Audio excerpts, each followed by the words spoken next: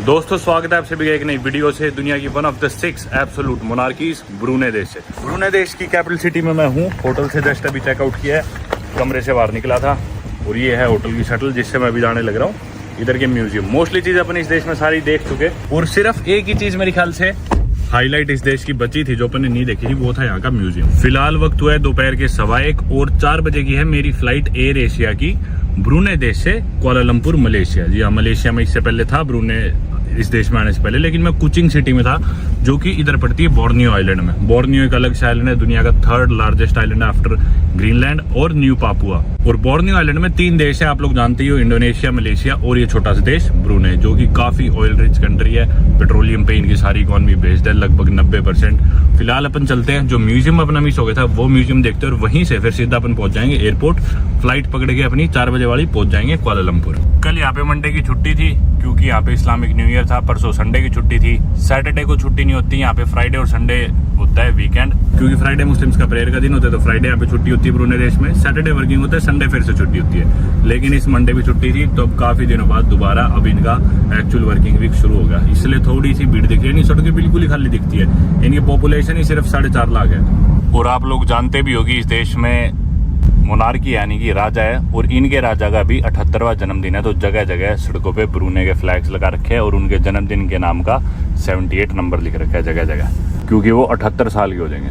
1967 से राज कर रहे हैं इनके राजा यहाँ पे, और अभी 2024 हो गया। वर्ल्ड के लॉन्गेस्ट रेनिंग मोनार्क है वो, देख लो कितने 57 साल हो गए। 2017 में 50 साल की उनकी जुबली थी। और मोनार्की तो कई जगह मिल जाएगी, लेकिन एब्सोल्यूट मोनार्की की मतलब सारी पॉलिटिकल पावर्स एक ही राजा के पास है, अनकंस्ट्रेन्ड बाय लेजिस्लेचर या कॉन्स्टिट्यूशन। वैसे लेजिस्लेचर या कॉन्स्टिट्यूशन वैसे सिर्फ 6 देश है पूरी दुनिया में। ये आ गया भाई सामने रेगेलिया म्यूजियम। यही मेन चीज रह गई थी, बाकी तो अपन ने इनके मोस्टली मेन सारे मस्जिद देख लिए थे, फ्लोटिंग विलेज देख ली थी। और ये इनका सेंटर का इलाका है, यहीं पास में इनका मस्जिद है। हालांकि इस देश में तेल तो 20-30 रुपए लीटर है, सब्सिडाइज्ड है, कोई टैक्स नहीं है इस देश में सिटीजन्स के लिए। फ्री एजुकेशन है, फ्री हेल्थ केयर है, और कोई ऐसी बीमारी है जिसका इलाज इस देश में नहीं हो सकता, उस बीमारी के लिए भी सरकार आपका पूरा खर्चा उठाती है देश के बाहर भेज के कुछ इलाज कराना हो तो मतलब सिटीजन्स की मौज है। पर इस चक्कर में लोग थोड़े से कम कंपेटिटिव भी हो गए, क्योंकि सारी चीज़ें प्लेट में फ्री में मिलती है। हाँ, मैं बता रहा था कि भी तेल इतना सस्ता है फिर भी, लेकिन टैक्सीज वगैरह, शटल्स महंगी, होटल्स बहुत महंगी है। जो होटल मैंने ले रखा था इससे सस्ता मेरे को कोई होटल ही नहीं दिख रहा था, 7,000 रुपये एक रात का था ये। और ये लिख रखे भाई टाइमिंग्स म्यूजियम के। आज है ट्यूसडे, तो मंडे टू थर्सडे वाला है, सुबह 9 बजे से लेकर शाम के 5 बजे तक खुला है।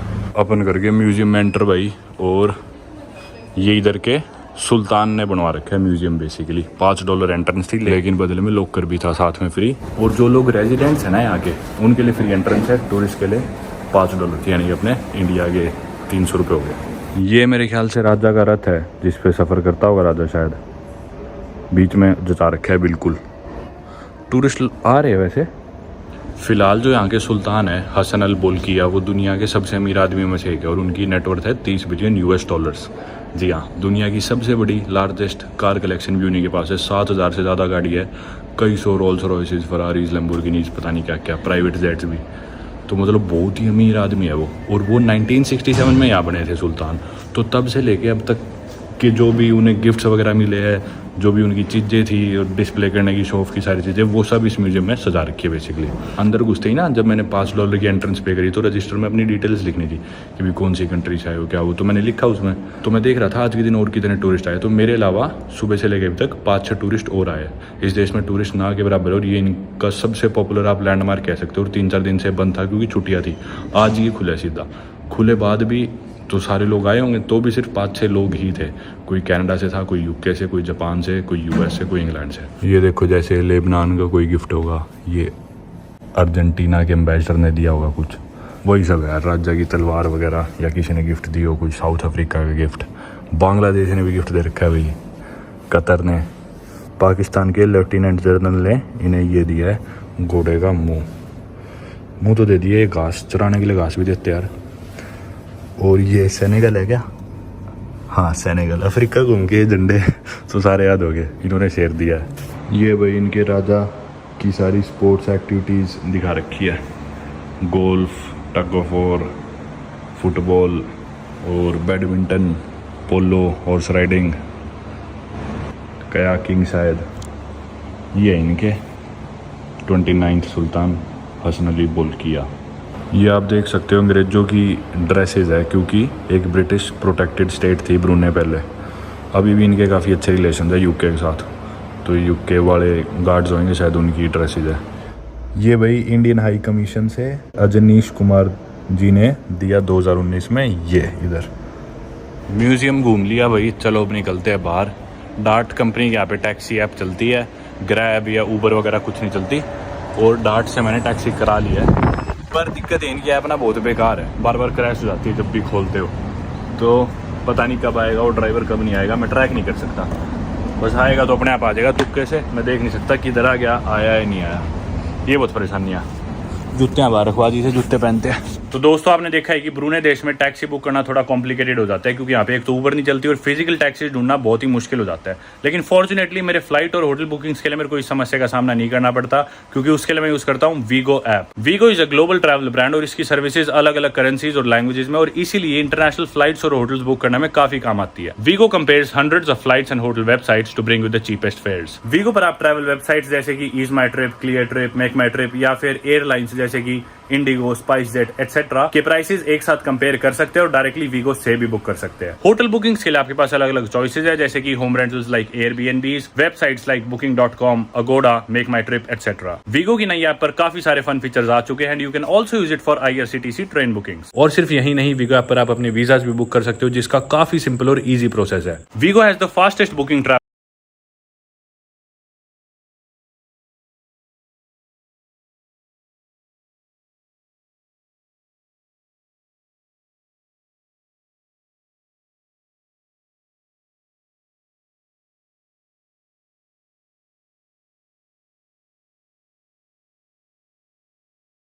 ज़्यादा दूर नहीं होना चाहिए, इतना टाइम लगना नहीं चाहिए, पर कोई गाड़ी दिख नहीं रही मुझे, उस पर डार्ट लिखा है। अपनी जो गाड़ी आएगी ना, ऐसी तो कोई आई नहीं अभी तक। एक गाड़ी वाला उधर जाके रुका तो याद कर रहा है, शायद वही है।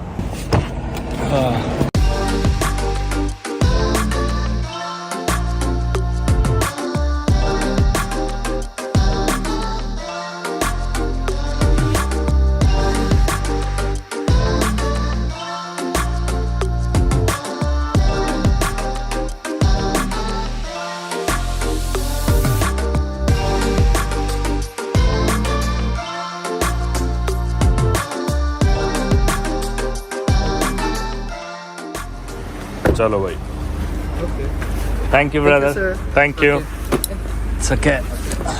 म्यूजियम से एयरपोर्ट का सफ़र था भाई, मेरे ख्याल 9 किलोमीटर होगा, 8-9 किलोमीटर, 10 मिनट में हमने वो तय कर लिया। और कैब का बिल आया 11 ब्रूने डॉलर, जो कि अपने इंडिया के बने 700 रुपये से थोड़े कम, मैंने 12 ही दे दिए।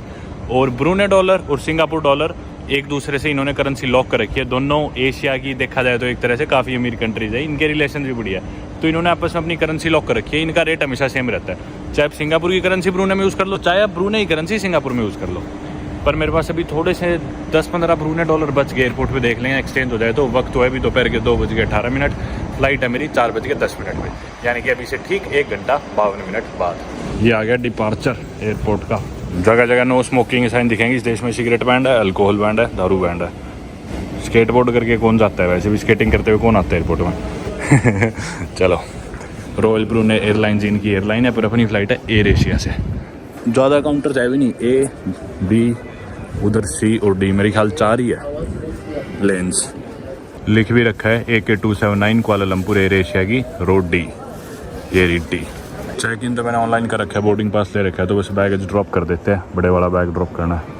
मिल गया अपने को बोर्डिंग पास, तो एयर एशिया से कराई। और एयर एशिया वही सही में बहुत ना चिंदी एयरलाइन है, महाराष्ट्र में बोलते हैं ना जिस तरह चिंदी टाइप।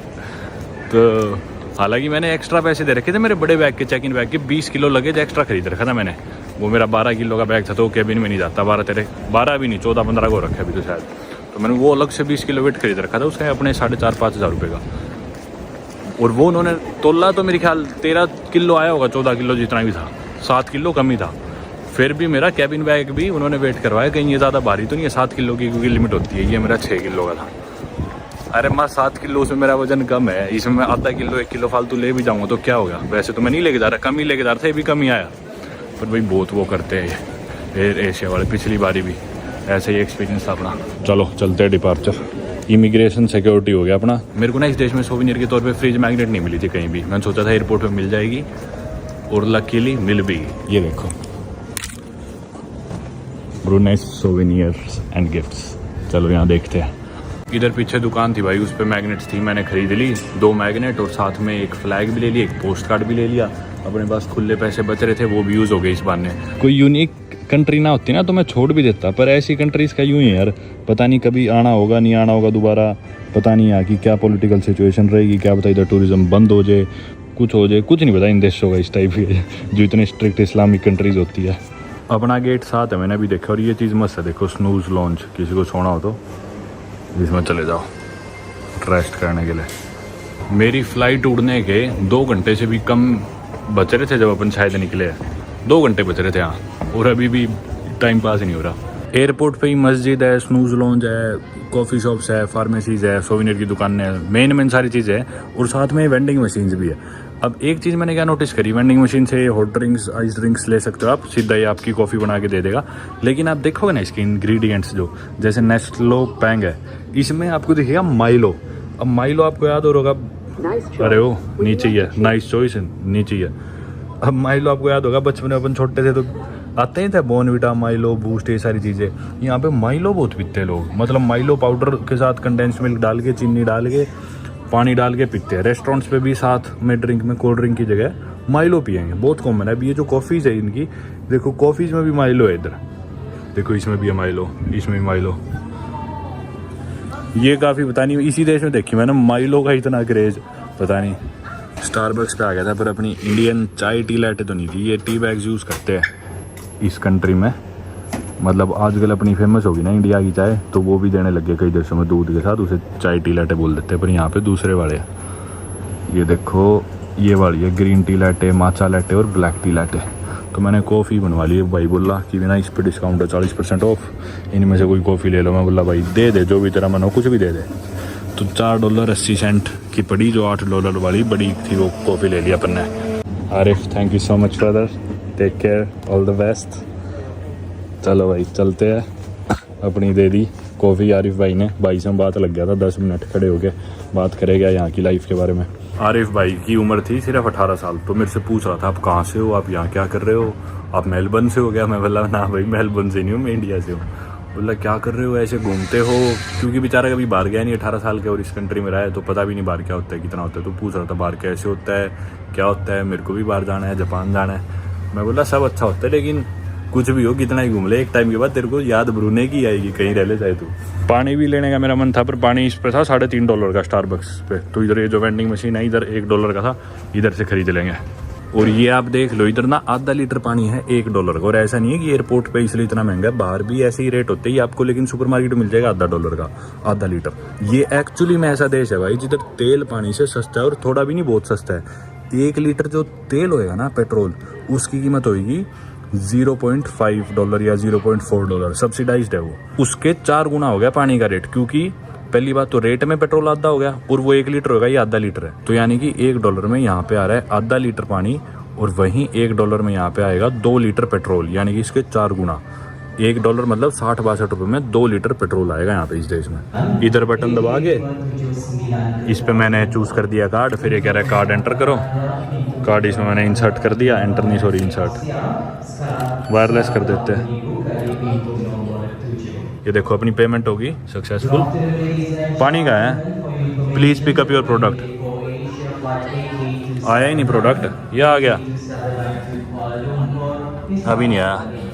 भाई मैंने पेमेंट कर दी, मेरे अकाउंट से पैसे भी कट गए, लेकिन पानी की बोतल नीचे आई नहीं। पैसे कट चुके, नीचे नहीं आई। दूसरी बार पेमेंट करी है, डिलीवरिंग लिखा रहा है, thank you for your purchase, please pickup your product. Product आया ही नहीं। दूसरी बार भी, ये देख लो भाई एक दूसरी वेंडिंग मशीन से दोबारा पेमेंट करके पानी निकाला। 3 बार पेमेंट करी, $3 लग गए, तब जाके पानी मिला। अब चल रहे गेट की तरफ। गेट है अपना 7, वो सामने।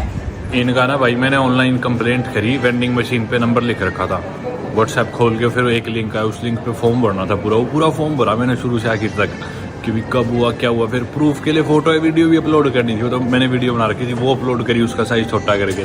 मतलब वैसे तो सिर्फ $2 थे, पर भाई पैसे तो पैसे हैं, अब मेरे को भी लग रहा है $2 के पीछे इतना दिमाग खराब कर लिया खुद का, पर गलत है जो गलत है यार। पर एटलीस्ट कंप्लेंट करने का लिंक तो था, कोई तरीका तो था, वो बात ही ठीक है। चलो वो भी बहुत है यार। भाई बड़े तेज है ये एशिया वाले, यहाँ फिर से करेंगे बैग का बोझ, फिर स्टिकर लगाएंगे। गेट पे आके बैठ गए, बोर्डिंग स्टार्ट हुई नहीं अभी, 3:40 हो गया, वैसे तो होने वाली है। पूरे ब्रूनेई में इतने इंडियन नहीं दिखे जितने अभी एयरपोर्ट पे दिख गए। पता नहीं सारे आज आए हुए मलेशिया जा रहे होंगे कुआलालंपुर। जोन 1 की हो रही है अभी बोर्डिंग, मेरा 2 है।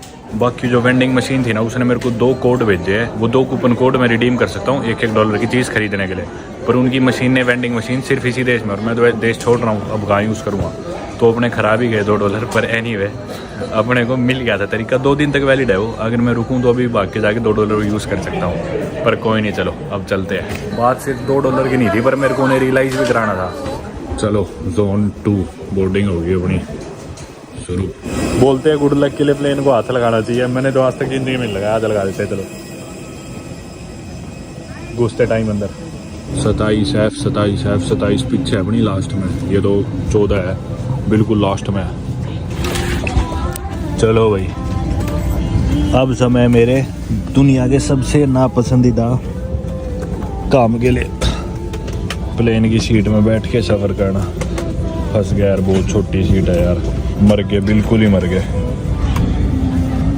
बैठ ही नहीं पा रहा।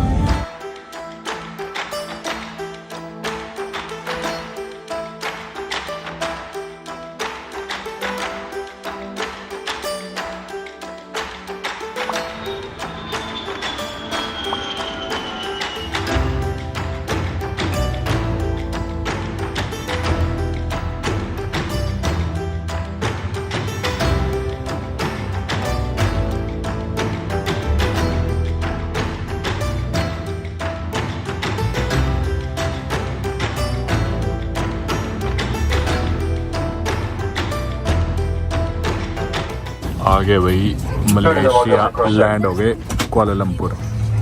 चलो भाई चलने तो लगे हैं। वैसे दोनों सीटें मेरी साइड की खाली थी, पर हिल तो पा ही नहीं रहे थे, इतना कंजस्टेड था।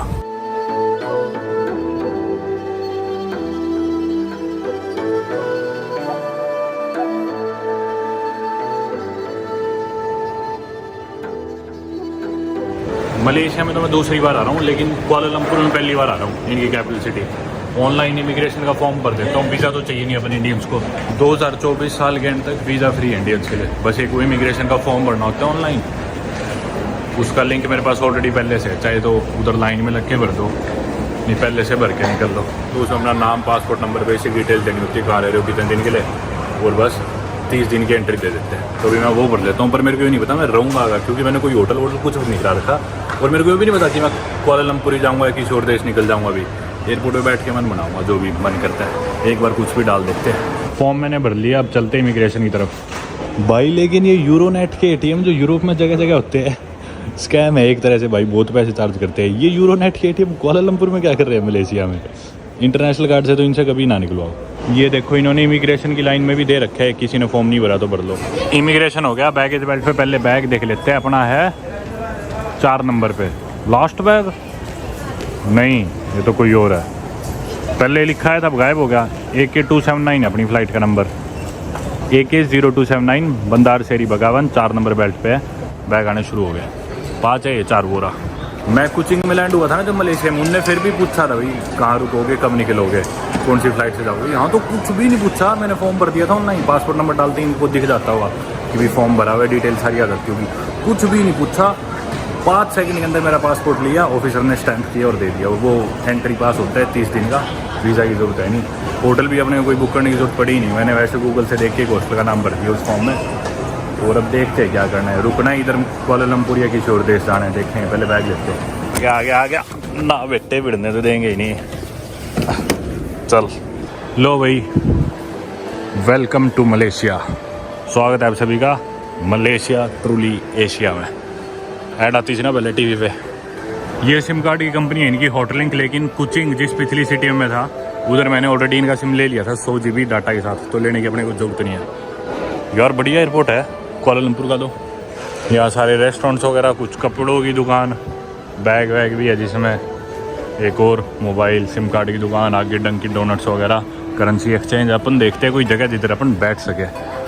भाई पहली बार देख रहा हूँ मैं शायद किसी एयरपोर्ट पे H&M का शोरूम। ये मैंने एयरपोर्ट पे नहीं देखा कभी भी, क्योंकि H&M यूजुअली हर सिटी के सेंटर में होते हैं इसके स्टोर्स, और पहली बार किसी एयरपोर्ट पे देखा मैंने। बहुत चीज़ें यार एयरपोर्ट पे, उधर KFC वगैरह, बाकी सारे रेस्टोरेंट से इस तरह के खूब सारे grocery stores, super markets, convenience stores. भाई एयरपोर्ट पे यूनिक्लो भी, मतलब शॉपिंग यहीं कर लो, करके नहीं आए तो देश में जाने से पहले ही लैंड होती है एयरपोर्ट पे, सारी शॉपिंग हो जाएगी आपकी। एयरपोर्ट का जो पिछला पार्ट था ना, अराइवल वाला, इमिग्रेशन की लाइन, कस्टम की लाइन, वो तो मतलब देख के नहीं लग रहा था कि एयरपोर्ट बाहर इतना मस्त मिलेगा। वो तो इतना बेसिक सा था, मतलब जैसे कोई बैकवर्ड सी कंट्री हो यूँ लग रहा था।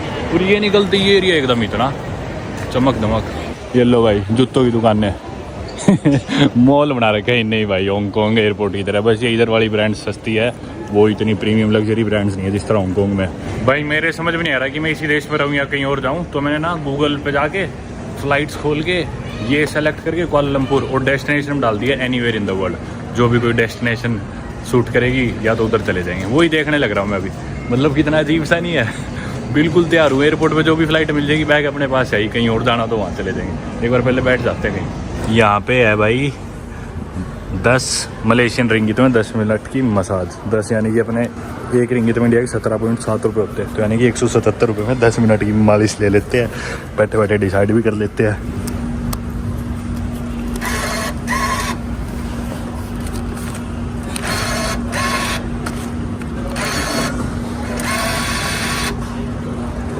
शुरू होगी भाई अपनी 10 मिनट के लिए। चलो, पिछली बार भी जब अपन मलेशिया आए थे आज से 1 हफ्ता पहले कुचिंग शहर में, तब भी अपन ने मालिश से शुरुआत करी थी। मैंने फ़्लाइट्स देख ली भाई, और इस टाइम तो कनेक्शन दिखा रहा है सिर्फ बैंकॉक के और सिंगापुर के आसपास, तो यही दिखा रहा है। बाकी फिर UK वगैरह के दिखा रहा है, क्योंकि रात के अभी बज गए भाई ऑलरेडी 7, 7:30 हो गए।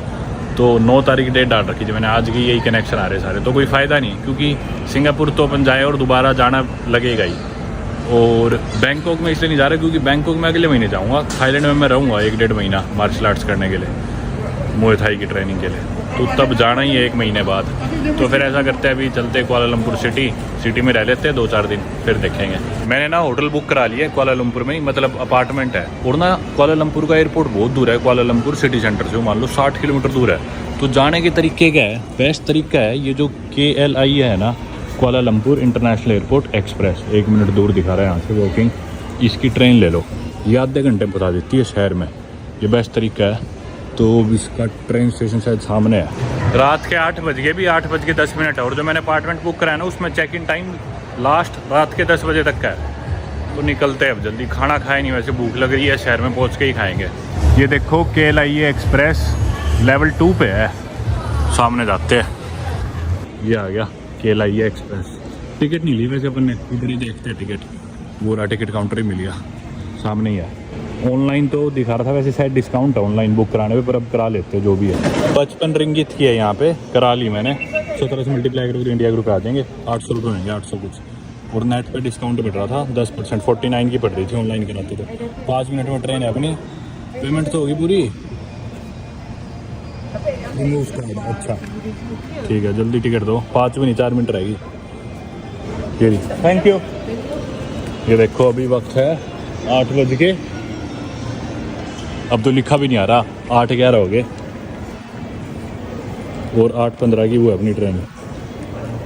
हो जाए यार स्कैन है, आगे 2 मिनट में आने वाली है बस। प्लेटफॉर्म ए वाली जाएगी शायद अपनी, सेंट्रल लेफ्ट में जो है। आ गई भाई ट्रेन, सही टाइम पे आया है। अरे मैं गर्ल्स में चढ़ रहा था, वो ट्रांजिट वाली है, सही हुआ मैंने पढ़ लिया ट्रेन पे। ये है जो सेंट्रल ट्रेन है, प्लेटफॉर्म ए वाली, इसमें जाना है। ये खाली भी है, बढ़िया है। अरे ओ रुक, 55 रिंगित यानी कि ऑलमोस्ट अपने इंडिया के 1000 रुपये की पड़ी है ये ट्रेन। और टैक्सी भी लेते हैं ना, वो भी इतने ही रुपये लेती, 70 रिंगित में आधे सेंटर पहुँचा देती, लेकिन वो 1 घंटा लगाती, ये आधे घंटे में पहुँचा देगी, बस टाइम बच रहा है। बैठ गए भैया आगे ट्रेन में। पर यार वैसे महंगी है ट्रेन, अब 1000 रुपये ले रहे हो यहाँ से सेंटर ले जाने के, और जब टैक्सी भी ऑलमोस्ट इतने 15 रिंगित फालतू लेती है टैक्सी 1100-1200 इंडिया के रुपये में पहुँचा देती है। ट्रेन का तो रेट काफ़ी कम होना चाहिए था, क्योंकि इतने लोग जाते हैं। चलो बॉस निकलते हैं, स्टेशन पे ऊपर चलते हैं और पहुंचते हैं अपने अपार्टमेंट। टैक्सी कराऊंगा यार शायद, अब यहाँ से ज़्यादा दूर नहीं है, मेरे ख्याल 10 मिनट दूर होगा। पढ़ लिया। चलो बाहर निकल आए भाई मैं स्टेशन के। ये खूब सारी ब्लू टैक्सीज खड़ी है वैसे तो यहाँ पे, पर अपन ग्रैब ऐप से ही कराएंगे जो इधर टैक्सी की ऐप है। आ गई गाड़ी अपनी भाई, यही है अपनी गाड़ी। परम या can you open the trunk?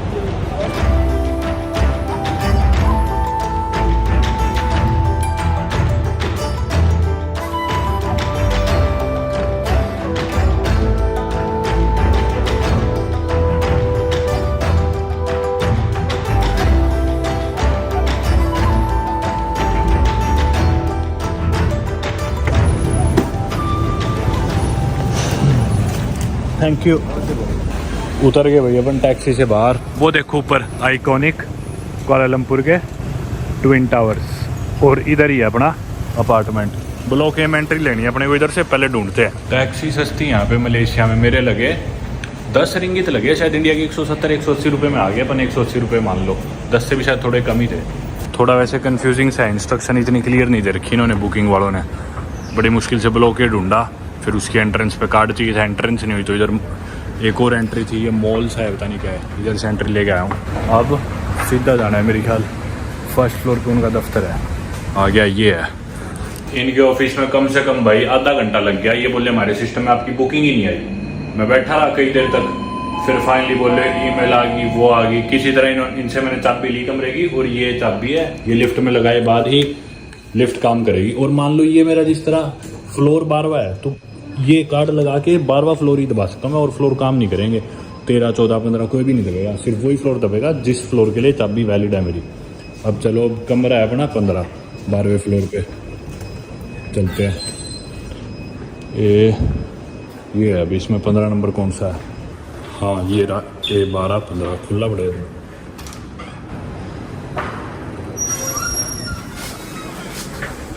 अच्छा इसमें भी येलो आ रहा है, अपना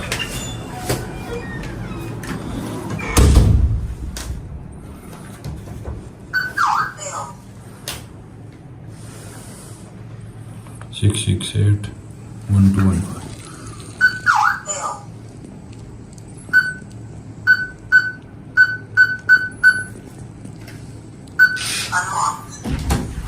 भाई साहब बहुत ही हाई फाई सिस्टम है। घुस गए भाई घर में, लाइट जला लेते हैं। ये है भाई अपना घर अगले 3 दिनों के लिए। वो ऊपर भी है, ये नीचे वाला एरिया है। थोड़ी सी मोल्ड की बदबू आ रही है मेरे को इसमें, जिस तरह फंगस लग रही हो। बैग ऊपर उतारे, नीचे चलो ऊपर चलते हैं। ये देख लो काफ़ी बड़ा घर है। ये ऊपर अपना बेडरूम है दोस्तों। ये अपना कमरा, ऊपर एसी लगा हुआ है। ये इधर वैसे तो खाना वगैरह खाने के लिए टेबल, ये अपन बाद में रख देंगे अलमारी में। अभी ये देख सकते हो, अभी है बाथरूम, और इधर ये गेट है मेरे ख्याल बालकनी का। बालकनी तो क्या है यहाँ पे नाम की, पर यहाँ से ट्विन टावर दिख रहे हैं क्या? चेक करते हैं। नहीं, इस बालकनी से तो नहीं दिख रहे अभी। और नीचे का हिस्सा तो आपको मैंने दिखाई दिया था। नीचे उतरेंगे तो ये सारा अपना कॉमन एरिया, वो किचन, वो देख सकते हो आप। उधर वॉशिंग मशीन भी रखी है, उधर अपने पास फ्रिज है, वो पानी गर्म करने का, ठंडे करने का। और यहाँ पे कुछ बर्तन वगैरह, प्लेट, ट्रे। फ्रिज में पानी तो रख देते यार, चलो कोई नहीं। ये अपना वो एरिया जो बैठ के टीवी देखने वाला एरिया। और ये इधर एक और बाथरूम। अकेला ही रुकने वाला हूँ भाई मैं, वैसे ज़्यादा बड़ा ले लिया मैंने तो, अभी ध्यान दिया। और ये बालकनी भी आ गई भाई अपनी। सही है यार, ये बालकनी सही है। उधर थोड़ा और एक्स्ट्रा स्पेस भी है। ट्विन टावर लेकिन अभी भी नहीं दिख रहे, पीछे छुप गए। बढ़िया बात पता है क्या है? अपने ना छत पे इन्फिनिटी पूल है बिल्डिंग की छत पे, तो उससे सारे नज़ारे दिखते हैं इधर के स्काई स्क्रैपर्स के और ट्विन टावर के। और सिक्योरिटी डिपॉजिट करा है यहाँ पे, जो होटल के जो पैसे उसके अलग से सिक्योरिटी डिपॉजिट भी देना पड़ा है इस मकान में रुकने के लिए। वो था 300 रिंगित, 300 मलेशियन रिंगित अपने इंडिया के हो गए 5800 रुपये के करीब। तो मैं बोला भाई कैश तो नहीं है मेरे पास। बोले नहीं कैश दोगे तो ही सही रहेगा। मैं बोला कार्ड से ले लो। बोले नहीं सर प्लीज़ कैश दे दो। बोले कोई भी करेंसी दे दो। बोले, मैं बोला $US है वो ले लोगे? बोले हाँ $100 दे दो। फिर मैंने मन में कैलकुलेशन कर ली थी कि भाई 300 मलेशियन रिंगित, 100 यूएस डॉलर कहाँ से बन गए? 300 मलेशियन रिंगित तो $70 भी नहीं बने यूएस के, 65-70 के बीच में ही कुछ होगा। तो मैं बोल रहा, मैंने चुपके से, मेरे पास पुराने यूएस डॉलर के नोट पड़े थे, मैंने वो निकाल के $80 पड़े थे मेरे पास, तो मैंने वो 80 दे दी। मैं बोला ये रख लो, 100 तो नहीं, और वो भी पुराने वाले नोट। तो बोले चलो ठीक है, ये हमने डिपॉजिट कर लिया कि भी कोई भी चीज़ में नुकसान ना पहुंचे, तोड़ फोड़ ना हो, तो उस चक्कर में जाते टाइम वो वापस मिल जाएंगे, रिफंडेबल है। फ्लैट में जल्दी से मुँह धो के मैं आ गया नीचे, पास में कुछ खाने की तलाश में, खाना खा लेंगे और सुपरमार्केट से अंडे दूध वगैरह ले चलेंगे अपने पास, क्योंकि छोटी किचन सी तो है ही अपार्टमेंट में, वो बना के खाते रहेंगे। इस बहाने बाहर रेस्टोरेंट्स का गंदा खाना खाना नहीं पड़ेगा। भाई एक ये रेस्टोरेंट सा खुला दिख गया था, इससे मैंने मंगा ली रोटी नॉर्मल गेहूं की और साथ में दाल, बस। अब रास्ते में लेके दूध पी के सो जाएंगे घर जाके। भाई रोटी खा ली और पूरा कटोरा भर के वो दाल भी पी ली। वो शायद 2 जनों के लिए थी और बिल आया सिर्फ 19.8 इधर की करेंसी मलेशियन रिंगित मतलब इंडिया के 350 रुपये भी नहीं हुए इसमें। भाई आराम से मैंने पेट भर के खा लिया। बहुत दिन हो गए थे यार, वेज खाना नहीं मिल रहा था, मज़ा ही नहीं आ रहा था, चिकन खा के अजीब सा हो गया था। इधर अपनी बिल्डिंग में इस टाइम 7-Eleven खुला है, बाकी अभी रात के 12 बजने वाले, सारे सुपरमार्केट बंद हो गए होंगे। अभी इसकी परेशानी है, ये अंडे नहीं रखते, शायद अपने को अंडे मिलेंगे नहीं, क्या पता केड़े भी ना मिले इधर। पर चलो पानी और दूध तो भी ले ही लेते हैं, कल ले लेंगे बाकी चीज़ें। ये ले आए भाई अपन सामान, इसमें कुछ ग्रेनोला है, पानी, ये कॉफ़ी, ड्राई फ्रूट्स और ये दूध और ये पानी का एक बड़ा भी। दही नहीं मिली, केले नहीं मिले, अंडे नहीं मिले, बटर नहीं मिला। ये 4 चीज़ें रहेगी, ये कल अपन किसी और बड़ी सुपरमार्केट से ले लेंगे। अभी ये फ्रिज में रखते हैं और समय हो गया है लेट, जाके बेड में करते हैं आराम, सोते ही दिन को करते हैं यहीं पे ख़त्म। उम्मीद करता हूँ आपको आज का दिन पसंद आया होगा, आज की वीडियो पसंद आई होगी। Thank you so much for watching, I hope you have a great day, good bye.